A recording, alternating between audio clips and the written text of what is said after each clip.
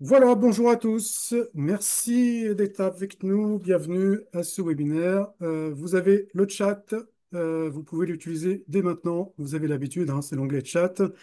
Voilà, on est ensemble jusqu'à 11h45 à peu près. On va revenir ensemble donc une nouvelle fois sur la mise en œuvre du plan d'action, hein, lancé par la ministre du Logement, Madame Valérie Létard, c'était en mars. 10 mesures, hein, vous le savez, hein, qui sont destinées à restaurer la confiance dans le DPE. Plusieurs de ces mesures, vous le savez aussi, ont été organisées par deux arrêtés assez récents, hein, deux arrêtés du 16 juin 2025. Donc on ne va pas forcément y revenir, même si quelques-unes de ces mesures rendent perplexes un petit peu certains acteurs de notre profession.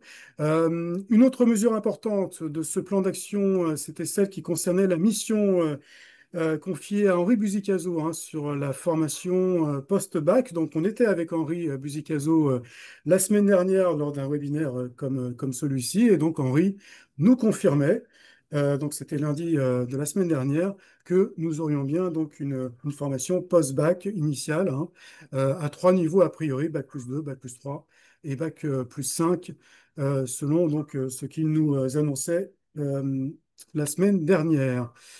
Mais c'est de la mesure la plus impactante et sans doute potentiellement, hein, la plus, en tout cas, structurante pour notre profession dont on va parler là ce matin.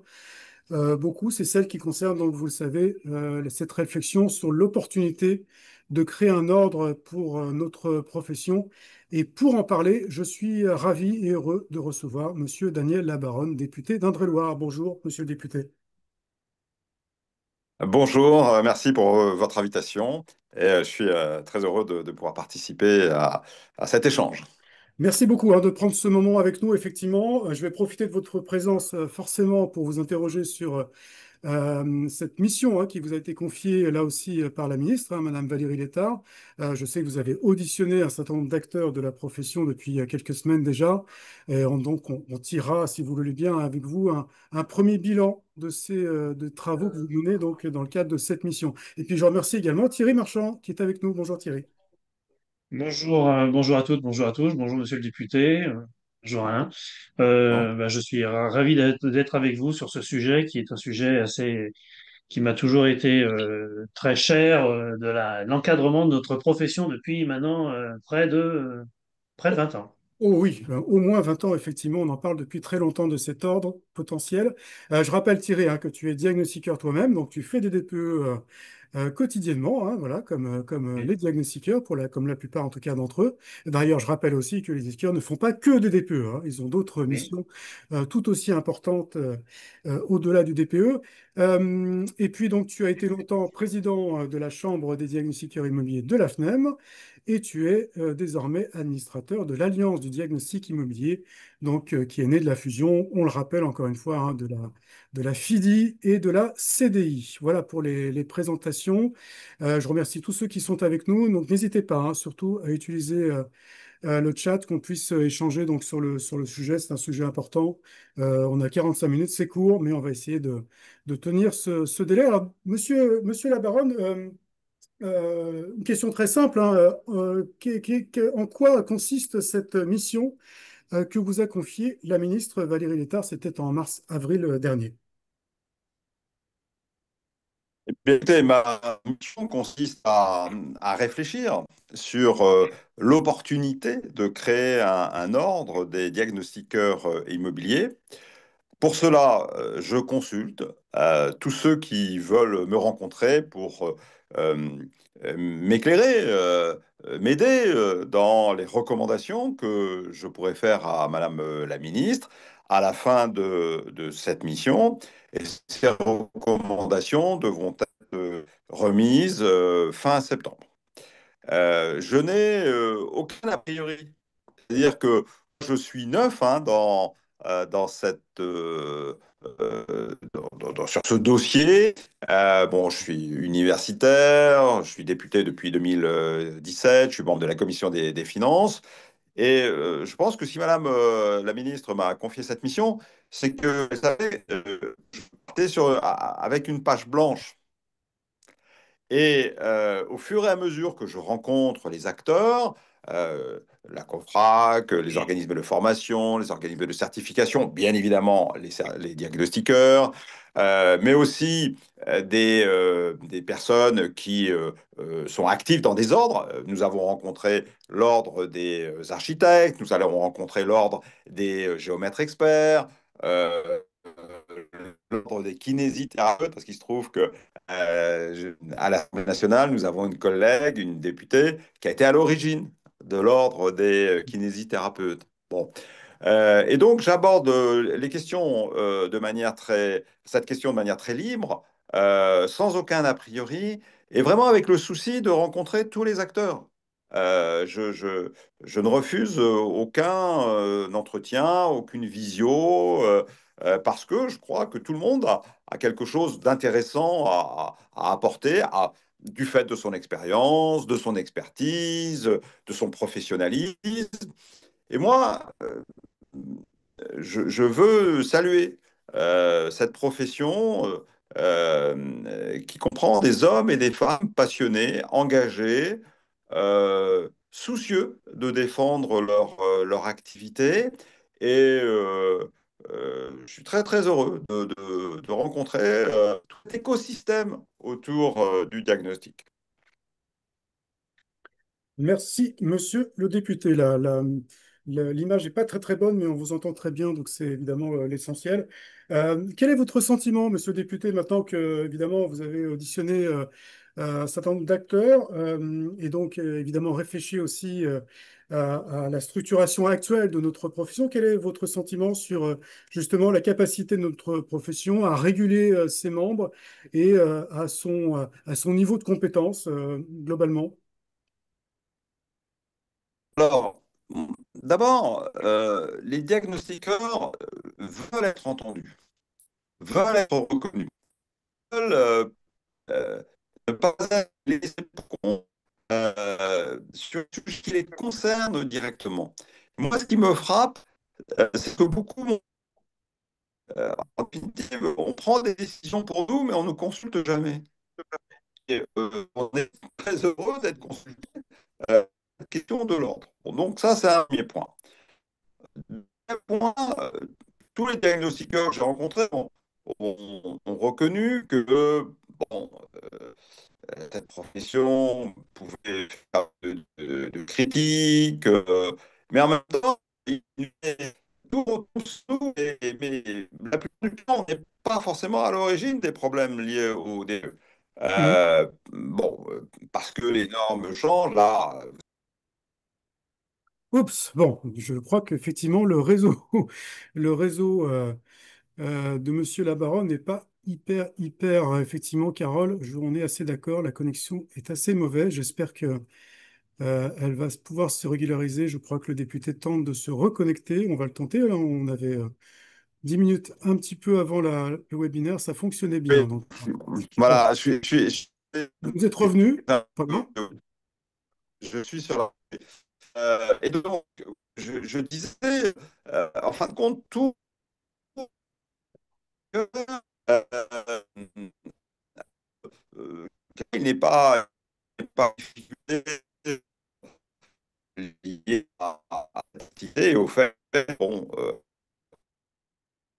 Bon, on vous entend. Ouais, je suis désolé, Monsieur Labaronne, on vous entend presque plus là. ah, Ouais, je suis vraiment ah, désolé. Effectivement, alors le réseau peut-être coupé effectivement je vais déjà. peut-être je vais me Ah, déplacer pour essayer de trouver une connexion meilleure. voilà, Ah, on tente effectivement. Oui, Euh, on va essayer de faire ça. très bien. Je ne sais pas pourquoi j'ai ce problème, mais voilà, je vais aller à l'extérieur. Peut-être que je capterai mieux la 4G, euh, parce que la Wi-Fi, enfin la Wi-Fi marche mal chez moi là. Vous êtes à votre domicile, oui, d'accord, très bien. Oui. Voilà, je vais aller à l'extérieur. Bon, désolé pour les participants, mais Voilà, il est important que vous puissiez avoir. peut-être que vous m'entendez mieux là. Ah bah, pour le oui. moment, l'image est bonne en tout cas. J'espère que effectivement, on pourra vous Bon, entendre mieux. Allez-y, hein, poursuivez. Oui, donc, les diagnostiqueurs souhaitent être entendus. Deux, Mhm. ils me disent et vous le savez, qu'on on fait peser sur leurs épaules beaucoup de responsabilités, alors même que, bon, ils ne sont pas forcément à l'origine de certaines des difficultés qu'on leur reproche. Et puis, trois, j'ai le sentiment, chemin faisant, que l'idée de l'ordre est plutôt bien accueillie, euh, un petit peu comme si l'ordre était de nature comment dirais-je, à faire face au désordre. Mhm. Euh, et si cet ordre peut justement revaloriser l'image de la profession, mieux garantir l'activité des grands professionnels que je rencontre, si l'ordre peut bah, faire la chasse, parce que ça existe aussi aux mauvais diagnostiqueurs ou aux diagnostiqueurs qui ne font pas bien leur activité, si l'ordre peut permettre euh, que la profession soit mieux entendue, avec des représentants qui seraient des partenaires, des interlocuteurs des pouvoirs publics, eh bien, ils se disent, ça vaut peut-être le coup d'y réfléchir et d'avancer dans cette direction. Merci, merci à vous. Alors, j'en profite pour le dire, puisqu'on a consulté, nous, les diagnostiqueurs certifiés, donc ils sont évidemment très concernés en tant que membres potentiels de ce futur éventuel ordre. Ils sont 65. Alors, la question était simple, hein, ordre diagnostiqueur, pour ou contre. 65% d'entre eux nous ont dit pour et 24% nous ont dit contre. Et 11% estiment ne pas avoir suffisamment encore d'éléments pour se prononcer. L'autre enseignement de ce sondage qu'on a fait auprès d'Ignatius Seeker, c'est aussi dans les arguments qu'il nous donne, autant pour les favorables que pour les défavorables. On sent que peut-être enfin un certain nombre d'entre eux en tout cas, ne maîtrisent pas bien ce qu'est précisément un ordre et vers quoi on se dirige potentiellement. Donc c'est aussi l'intérêt de ce webinaire-là, en tout cas de cette première partie avec vous deux, c'est peut-être aussi qu'on essaie de mieux comprendre ensemble ce qu'est un ordre, ses attributions, ses avantages et ses éventuels inconvénients, s'il était donc adopté pour notre profession. Thierry, justement, je compte sur ta fine connaissance de notre filière pour nous apporter aussi un peu tes lumières justement sur ce qu'est un ordre précisément. Ma question est simple, hein. Quelles sont ses attributions? Qu'est-ce qui est un ordre et quels pourraient être ses avantages et ses inconvénients? Question difficile, hein, Thierry. Oui, la question, j'espère que tu m'entends bien, vous Oui, m'entendez oui, bien. très Donc, bien, la très bien, question très est bien. difficile, mais la réponse est finalement relativement simple. Il faut se Mhm, baser déjà sur les valeurs fondamentales d'un ordre. Et la valeur fondamentale d'un ordre, quel que soit l'ordre qui a été mis en œuvre, que ce soit tous ceux qu'on connaît, M. le député en a parlé, des kinés, il y a les ordres des géomètres, des notaires, ceux qu'on connaît nous au quotidien, mais il y en a mhm, d'autres, hein, il y a les podologues, enfin j'en passe. Vous avez donc énormément de types d'ordres, mais il y a toujours les mêmes valeurs. Les valeurs, déjà, c'est lié à un type de profession. C'est un type de profession, une profession réglementée.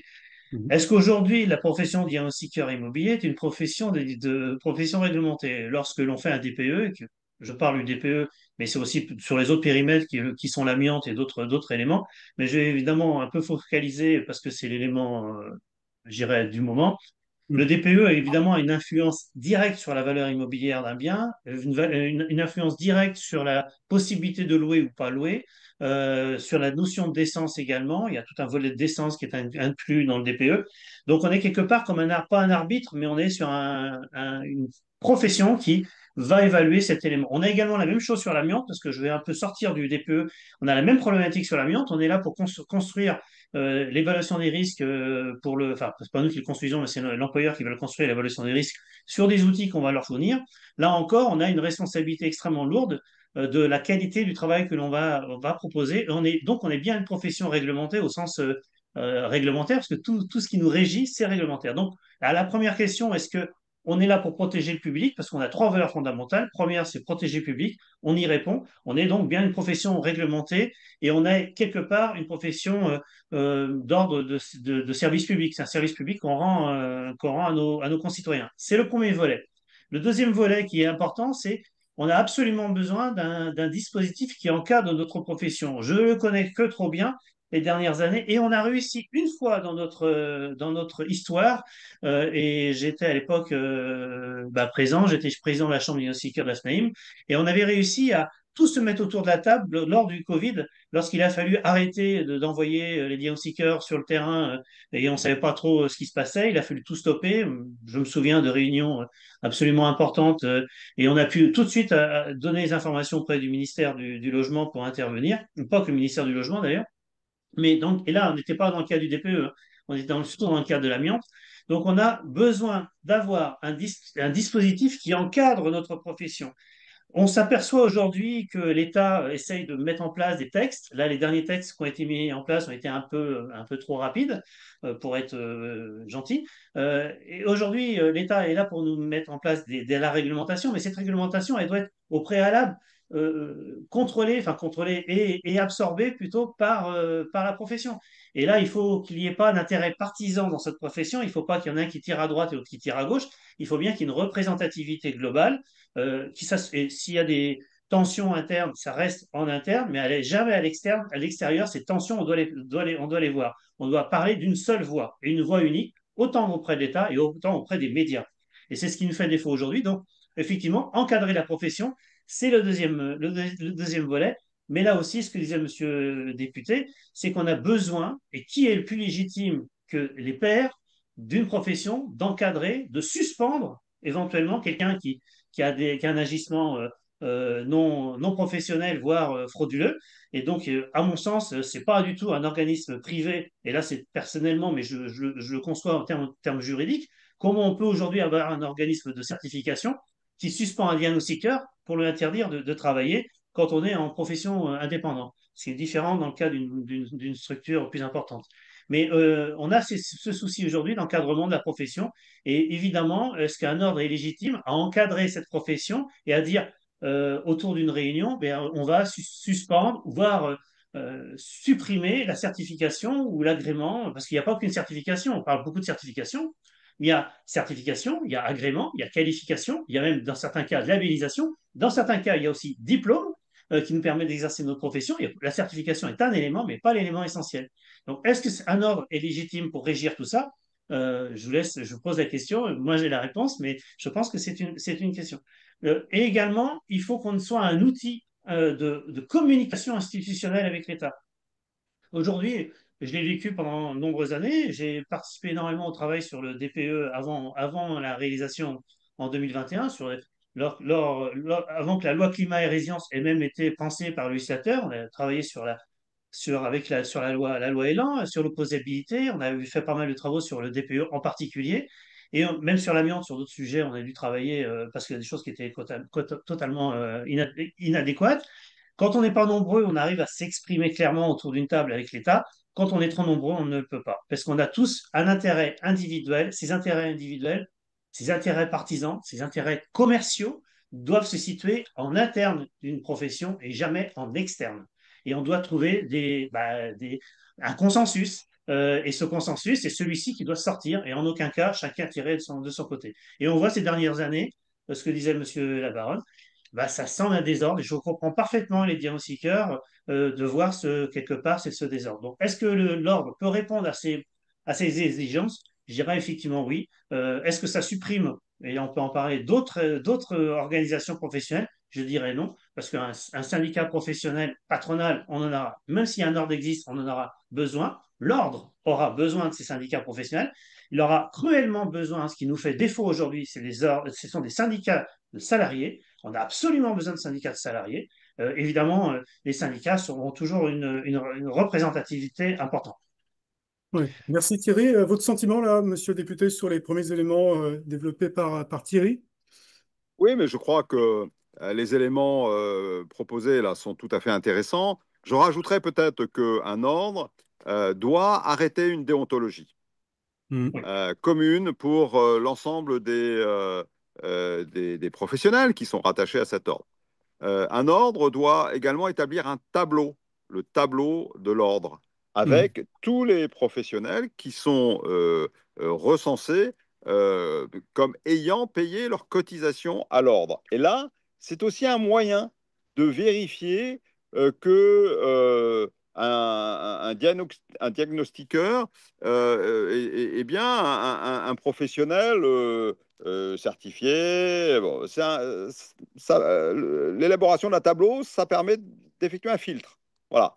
Et d'être sûr que tous ceux qui sont au tableau, eh bien, sont effectivement des professionnels certifiés. Un ordre, ça a une vocation disciplinaire. Bon, mais cette discipline, elle est effectuée dans le cadre, dans un cadre collégial. Et donc, ça peut éviter l'arbitraire.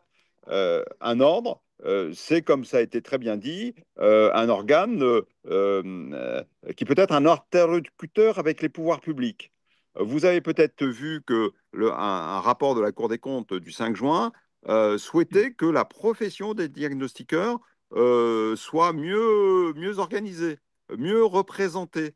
Parce que moi, je constate que si je veux rencontrer les représentants des diagnostiqueurs, je vais avoir une dizaine d'organismes professionnels. Alors, de la diversité, de la richesse, etc.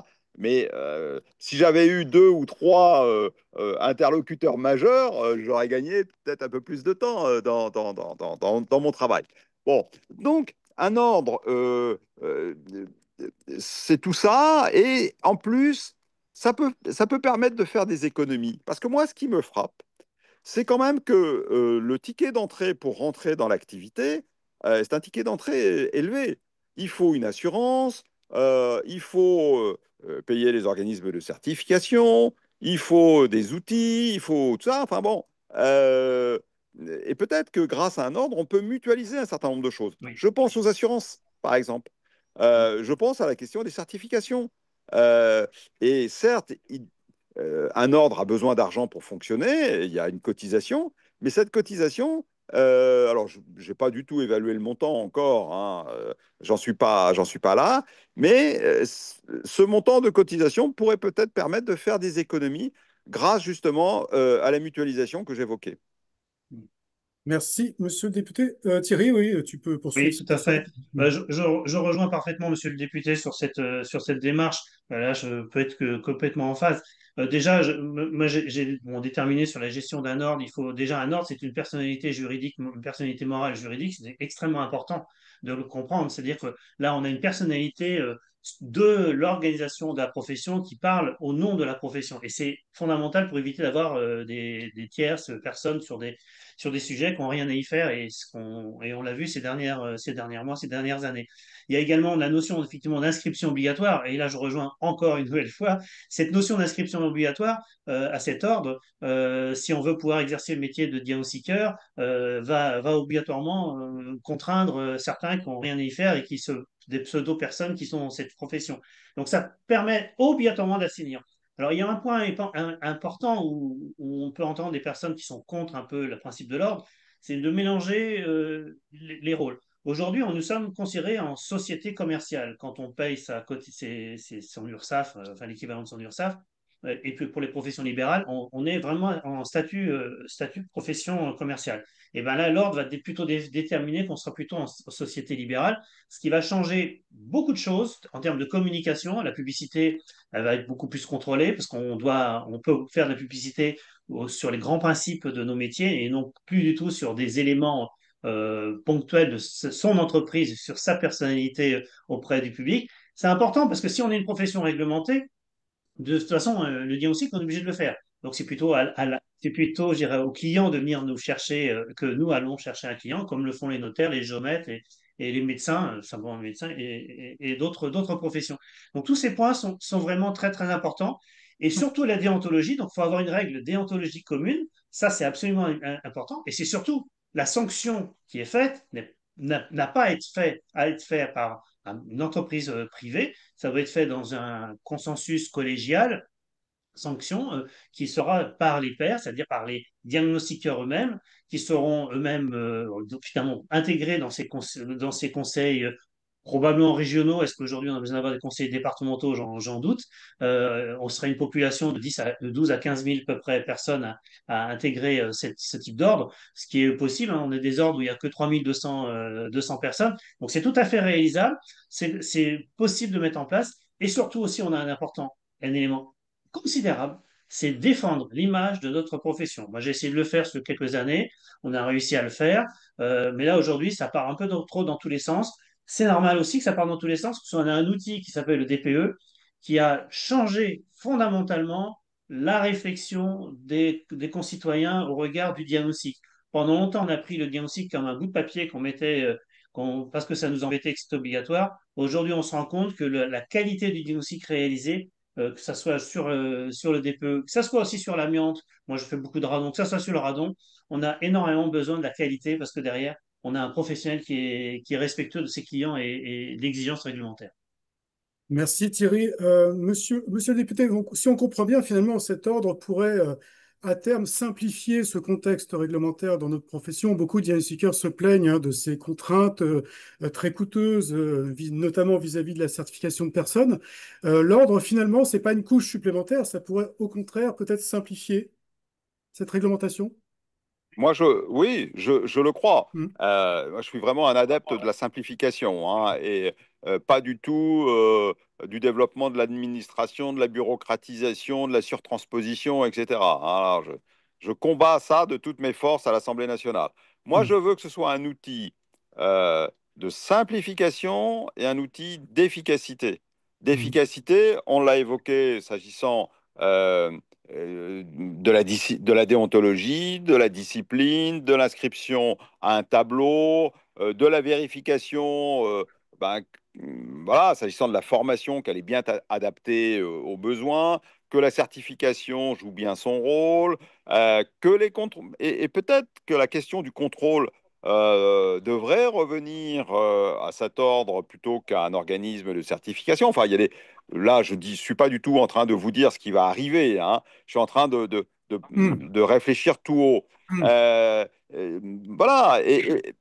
Pour qu'un ordre en plus soit légitime, je crois aussi qu'il doit être représentatif. Et j'entends la crainte des diagnostiqueurs individuels qui peuvent penser qu'un ordre sera à la main des grands groupes, hein, Hmm. qui feront la loi en fonction de leur intérêt. Oui. Je veux rassurer tout le monde là, hein. Bien évidemment, il faut que l'ordre il soit représentatif de la profession.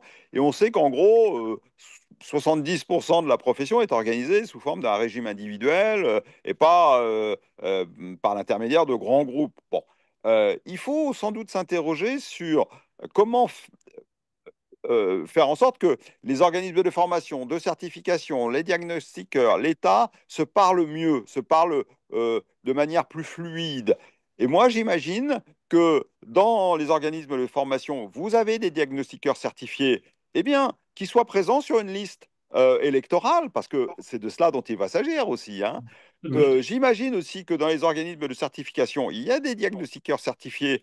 Eh bien, qu'on ait peut-être un collège au sein de l'ordre dans lequel on aurait des diagnostiqueurs qui travaillent dans les organismes de certification ou qui travaillent dans les organismes de formation, de manière à ce que les préoccupations des uns et des autres puissent être évoquées dans le cadre d'une structure de dialogue, d'échange, qui pourrait être un ordre. Merci. Je voyais dans le chat, et c'était aussi une des commentaires dans notre consultation là, auprès des seekers. Est-ce qu'il est envisagé de réglementer les tarifs, monsieur le député, tarifs de Mais alors, diagnostic immobilier? ça, je pense qu'un ordre serait en capacité, en tous les cas, de fixer un prix plancher.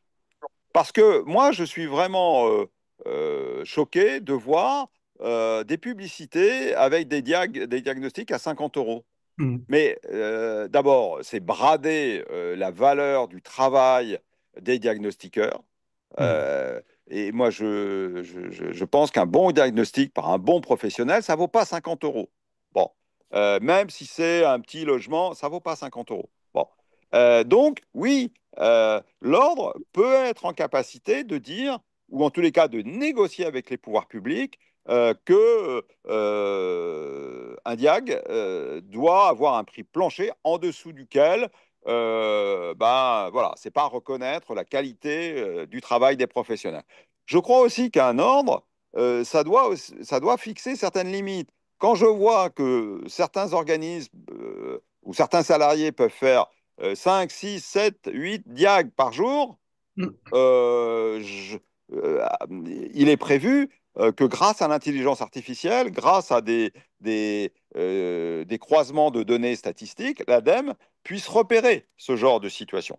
Mm. C'est Et déjà le cas. puis, je terminais peut-être, alors moi je soumets ça, mais une fois de plus, je n'ai pas de philosophie arrêtée, mais je crois que des outils numériques qui permettraient d'avoir la carte, la photo du professionnel qui intervient dans un bien, sur un bien, la géolocalisation, eurodaté, prendre des photos pour bien prouver qu'on était dans l'appartement ou dans la maison et qu'on a fait le diag et que voilà, on n'a pas fait ça de loin.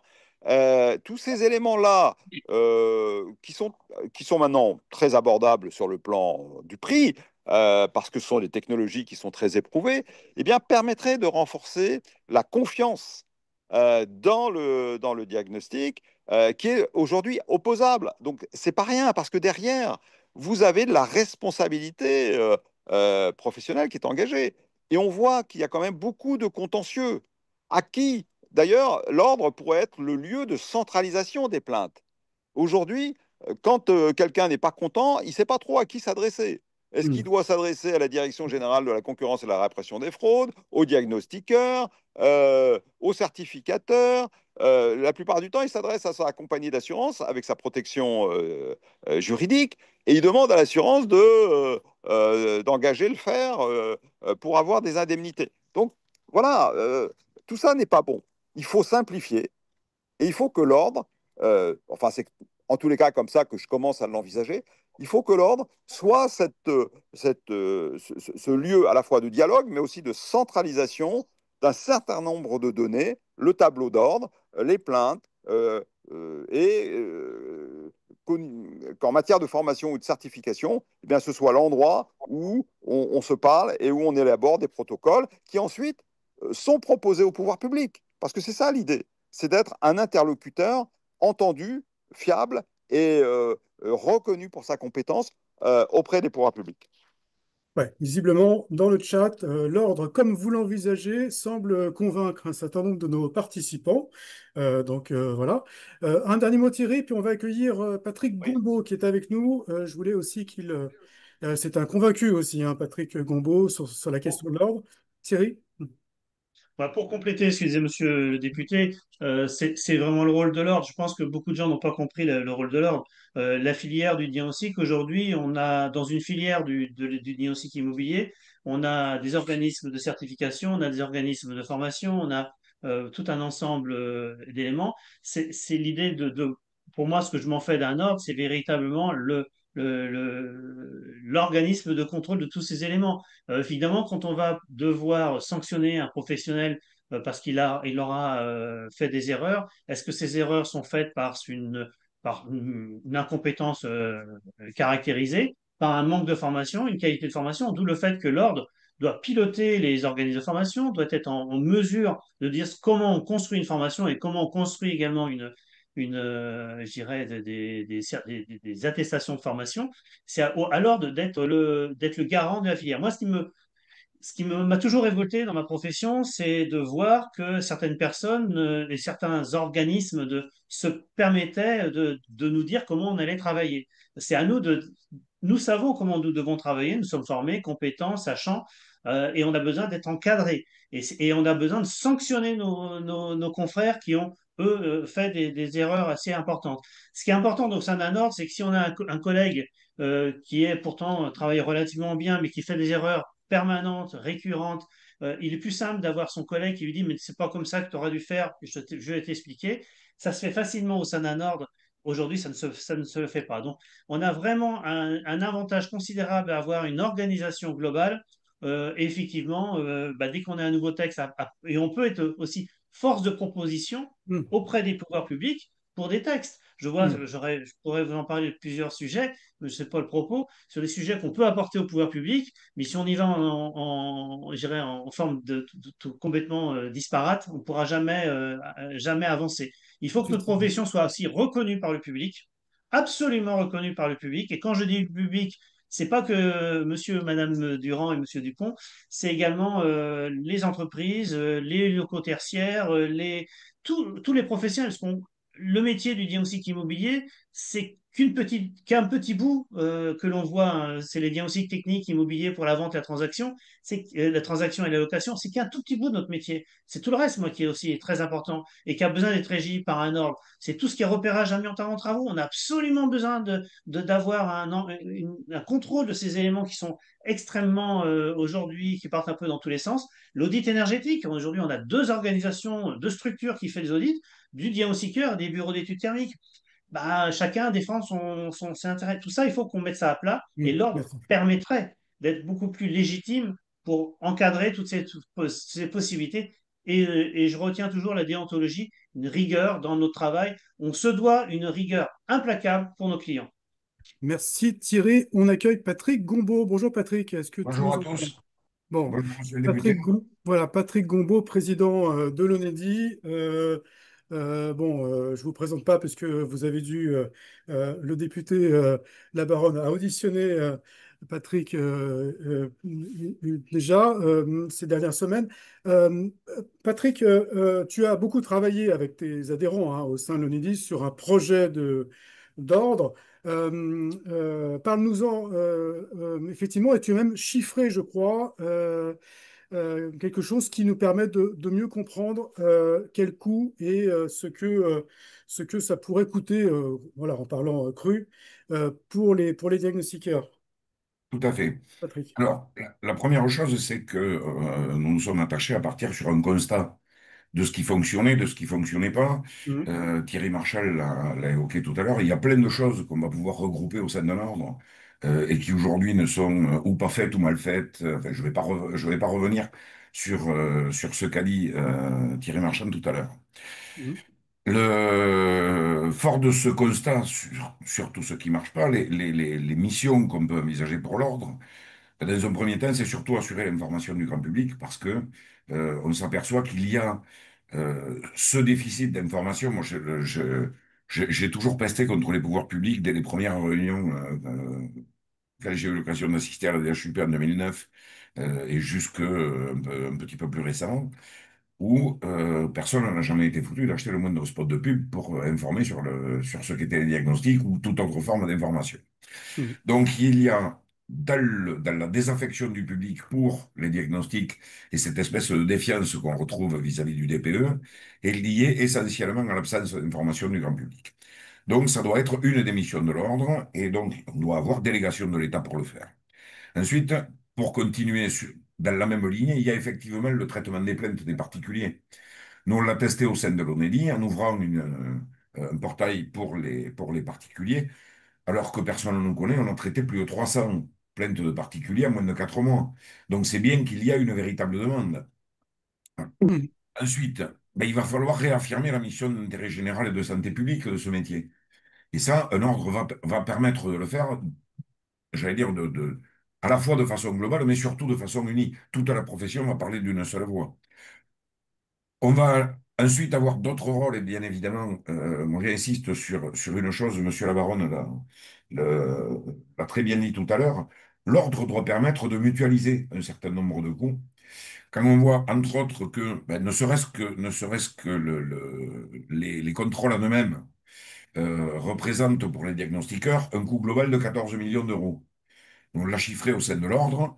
L'intégralité du budget de l'ordre donc qui inclut ces contrôles, mais qui aurait en plus donc une juridiction ordinale, la formation continue, la mission d'information du grand public, le traitement des litiges, la sécurisation des documents, enfin du moins tout ce qu'on va pouvoir mettre dans les missions de l'ordre, on arrive à un total de 9 millions d'euros, c'est-à-dire 5 millions de moins que le simple coût des contrôles. Donc on voit bien qu'effectivement, ce que disait monsieur le député, qui est c'est-à-dire la mutualisation, ça fonctionne. Ensuite, il y a autre chose.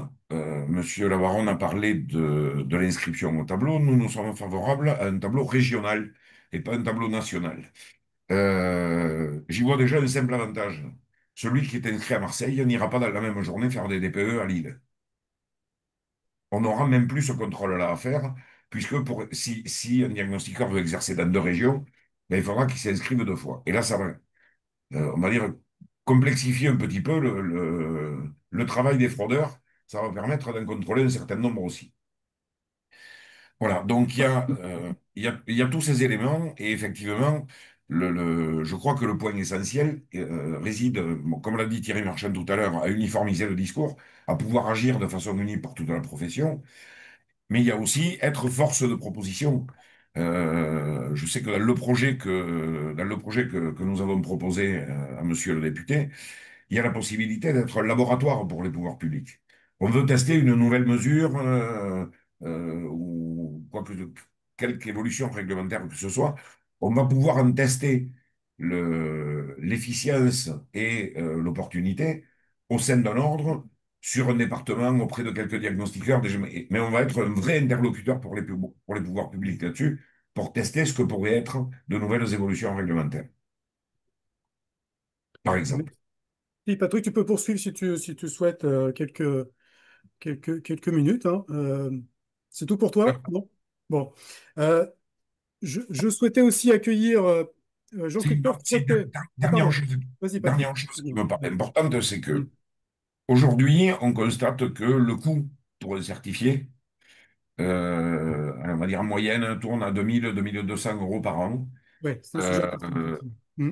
c'est le coût que représente la certification, la formation, le contrôle, etc., etc. Euh, ces prestations étant incluses dans l'ordre, dans ce qui va être fourni par l'ordre, nous, sur le chiffrage que nous avons fait, on arrive à une cotisation de l'ordre de 600 €, ce qui représente une économie entre 1400 et 2200 € selon les domaines de compétences qui sont pratiqués par l'un ou l'autre. Et ça, c'est une vraie avancée. Je reviens sur ce que disait M. Labaronne sur la mutualisation. On est typiquement là-dedans.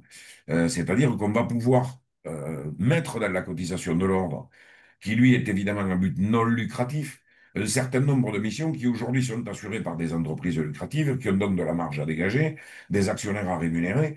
Et là, comme il y a plus d'actionnaires à rémunérer, on va faire de vraies économies. Et là, rien que là-dessus, ben, sur ce coup-là, ça représente 70 à 80% d'économies pour les diagnostics. Merci, Patrick. C'était effectivement un point aussi important. Peut-être une réaction, monsieur le député, sur ce que vient de développer Patrick Gombaud? Écoutez, moi, j'adhère hein, à ces propos. D'ailleurs, nous avons eu un échange très, très instructif, très constructif. Et moi, je m'inspire hein, de ces réflexions pour cheminer dans mes recommandations. Euh, Il y a l'aspect déontologique. Hein. Moi, j'y tiens beaucoup. Hmm. Euh, Peut-être l'aspect aussi vérification d'une forme de méthodologie un peu commune pour exercer des diagnostics. Enfin, bon, il y a des déclinaisons, mais moi, j'adhère tout à fait à ce qu'a dit Patrick Combeau. Hein. Merci. Je rappelle que vous êtes venu aussi pour écouter, hein, effectivement Sûr. ces différentes visions de cet ordre. Justement, je voulais proposer à Jean-Christophe Protet, président de Sidiane, d'intervenir comme Patrick, mais il a quelques problèmes de connexion. Donc, il m'envoie un SMS. Alors, Sidiane est opposé, hein, c'est pas un secret, au moins à court terme, à la constitution d'un ordre dans notre profession. Donc, il me dit, bon, Sidiane n'est pas opposé par principe, mais nous considérons que la première priorité est de faire une refonte complète de l'empilage réglementaire qui existe entre les formations, les certifications, etc., qui sont aujourd'hui trop lourds et beaucoup trop compliqués, nous dit Jean-Christophe. C'est une première étape indispensable selon lui. C'est seulement à l'issue de cela qu'il sera opportun d'étudier ce que l'on peut faire au niveau de l'ordre. Il faut éviter de rajouter un dispositif complémentaire sur une base existante, etc. Par ailleurs, il ne croit pas à certaines propositions faites par des gens tout à fait respectable, en l'occurrence Patrick Gombault, qui propose que l'ordre remplace tous les dispositifs existants. C'est un chantier colossal qui aura l'extrême difficulté à aboutir. Il faut que nous travaillions ensemble, les organismes de formation, de certification, les instances représentatives, pour trouver le bon modèle. Et il compte sur vous, monsieur le député, pour initier début septembre une véritable concertation qui nous manque cruellement à ce jour. Voilà, ça c'était donc la position de Sidiane. Désolé qu'on ne puisse pas écouter et voir donc Jean-Christophe proteste. Si vous me, Je Président ferai. Thierry, puis on va bientôt clôturer ce webinaire. Ouais. Si vous me permettez, peut-être, Oui, bien moi, sûr. je serais assez d'accord pour qu'à la rentrée, on organise une réunion avec tous les acteurs pour d'abord que je puisse challenger un petit peu mes propositions et qu'on fasse ça à l'occasion d'une matinée avec tous les acteurs. Moi, je ne suis pas du tout hostile à l'idée, hein, et au contraire, ça permettrait à chacun de pouvoir s'exprimer. Et moi, ça me permettrait de tester un petit peu mes recommandations de manière à ce que ce travail soit bien un travail collaboratif, participatif, constructif avec tous les acteurs de l'écosystème du diagnostic. Merci, monsieur le député. Il y a un miracle qui vient d'arriver, puisque Jean-Christophe Protet va pouvoir peut-être se connecter. Il nous reste plus beaucoup de temps, donc vraiment, je vais Et demander à je, Jean-Christophe s'il arrive à... Et Thierry, vas-y, le temps oui, qu'effectivement... je voulais quand même faire une petite remarque sur ce que disait Jean-Christophe. Je comprends parfaitement son approche, mais pas mettre de l'ordre, mais justement, le principe même, c'est d'organiser tout ça. Et qui mieux qu'un ordre, aujourd'hui, peut organiser la relation. Et moi, ce que je voudrais bien qu'on comprenne, c'est que les organismes de formation, les organismes de certification, même les laboratoires avec qui on travaille, les assureurs, notre RC Pro, tous ces éléments-là, sont des éléments qui sont des entreprises qui ont besoin d'une filière professionnelle. Et c'est bien la filière professionnelle qui doit donner le là à son organisation et s'appuyer éventuellement sur des organismes de certification, mais parce qu'on a besoin de contrôle, au contraire, de nos personnes. Donc on a besoin d'organismes de formation, on a besoin d'organismes de certification, mais c'est à l'ordre de régenter, de gérer ses besoins et non pas aujourd'hui on est en phase de on subit systématiquement de toutes les entreprises économiques que l'on a, hein. Même les assureurs, certains diagnostiqueurs ne veulent plus assurer. L'intérêt de l'ordre, c'est de mutualiser. On a uniquement une assurance, on lance un appel d'offres, on va avoir plusieurs assureurs qui vont répondre à l'appel d'offres, on choisira notre appel d'offres, on lancera un appel d'offres sur des organismes de certification, on aura plusieurs organismes de certification, et c'est à ce moment-là qu'on va pouvoir organiser. Donc c'est là où je vais contrairement à ce que dit Jean-Christophe, c'est plutôt justement à l'heure d'organiser ce désordre actuel.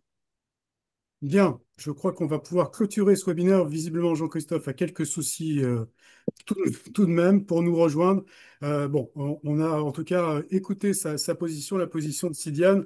Puis effectivement, donc Monsieur la Baronne propose éventuellement ce Mais rassemblement-là je suis pour tout à échanger fait tous d'accord sur ensemble.